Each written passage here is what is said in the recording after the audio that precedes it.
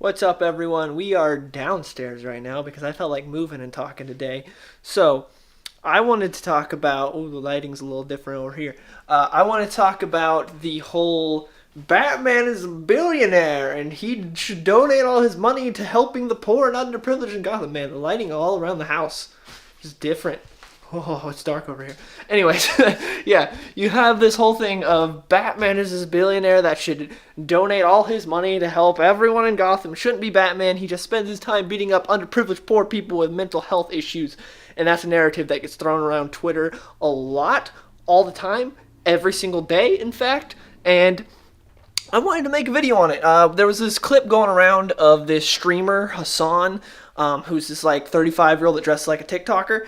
And he basically brought up all the complaints that everyone on Twitter does all the time. So I'll play that clip now. Batman literally is a vigilante billionaire fascist who beats up people with mental illness, okay?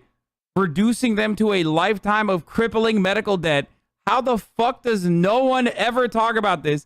If he wanted to truly solve crime, he should tackle the socioeconomic conditions in which violent crime manifests.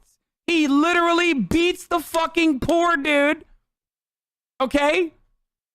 I'm serious. Sick and tired of it. Batman does have the means and the time to institute real political change. And instead, all he does is fucking dress up in his underwear and beat the shit out of, like, people with mental illness. And I just wanted to talk about this because you see this brought up all the time. I figured it'd be an interesting topic and fun.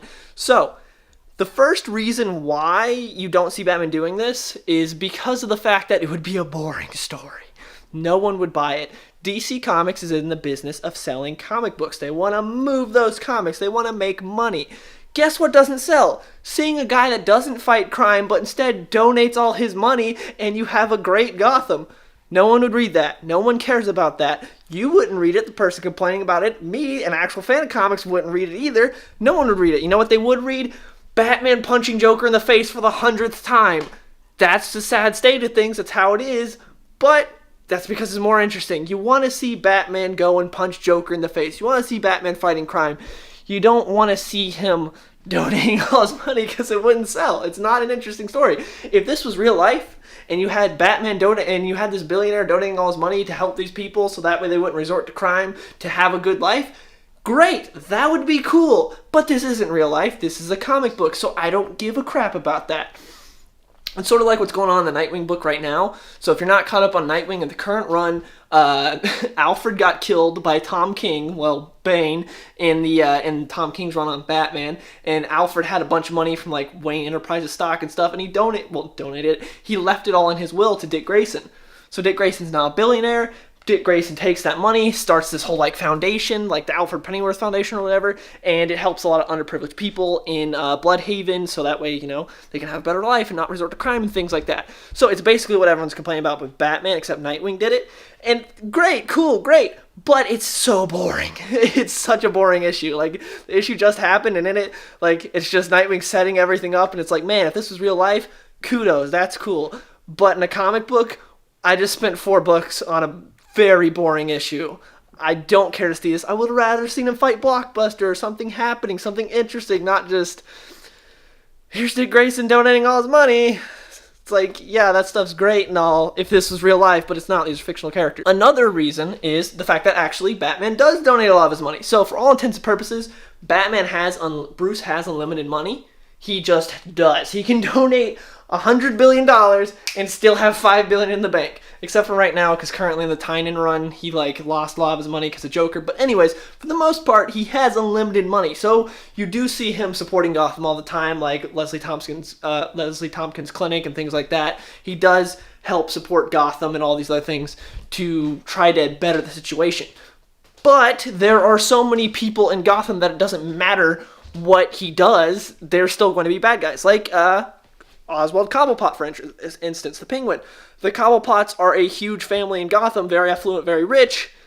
It doesn't matter what Bruce did, Penguin still would be Penguin. He still would be this bad crime boss. So, that's one instance, and there's a bunch of other Batman villains that the same thing would be true as well if Bruce was never Batman, donated all his money to helping Gotham, they would still be there. Again, there's a bunch of villains to where it doesn't matter what Bruce did, they would still resort to crime.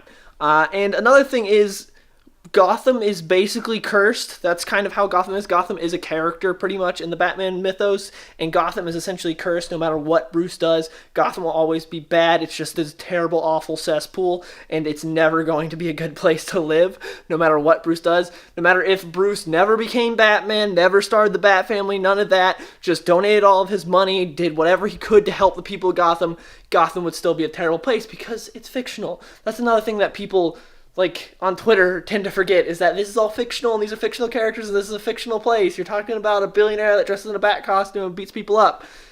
It's fake.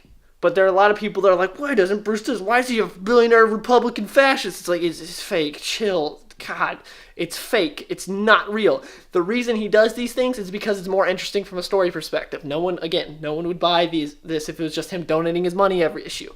Like, no one cares. So, yeah, you may cry about it on Twitter, but when it comes to buying the book, no one would buy it. Yeah, that's pretty much it. I just want to talk about it because this gets brought up on Twitter pretty much every single day, and I thought it'd be a fun topic to talk about because a lot of people that just don't read comics or don't care bring this up on Twitter and treat Batman like he's an actual person. So I want to talk about it. Let me know in the comments below, what do you guys think of this? What do you think of Batman? Hello, Abby. What do you think of Bruce being such a billionaire fascist and not donating all his money, all his fictional money, to helping the people of Gotham? So they have to resort to crime, like Penguin. Poor Penguin, so disenfranchised. If only Bruce would have given him some money, he might not have resorted to crime. But yeah, let me know in the comments below, what do you guys think of that? Hope you guys enjoyed the video. If you did, please give it a like. And even if you don't have anything to say, please leave the comment if you could, because it helps with the algorithm. That's just how YouTube works. But yeah. Hope you guys enjoyed, and I'll see you guys later.